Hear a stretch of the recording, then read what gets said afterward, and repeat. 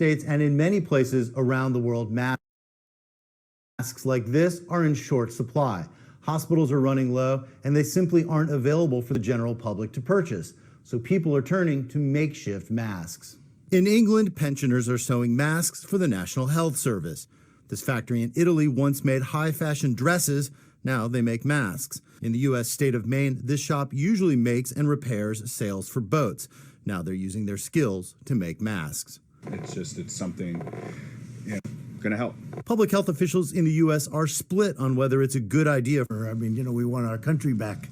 We're not going to be nearly as effective as the N95 masks healthcare workers wear, but the U.S. CDC says homemade face masks. For people handy with a sewing machine, thousands of online tutorials have popped up since the COVID-19 outbreak began. The CDC has posted a design for a makeshift mask that doesn't require any sewing. You start with an old t-shirt and cut it into a design like this. Then you cut smaller squares for the filter section. Now you may have to improvise a little bit. I put some tape on those filter sections to make it a little bit easier to put on, and I added extensions to these sections to make it easier to tie around my head. It's definitely more difficult to put this on than it is to make it. Public health officials say a mask like this won't provide you with the same level of protection as a real N95 mask, but it may be enough to stop you from getting the virus or from passing it on to someone else. Jim Spellman, CGTN, Bethesda.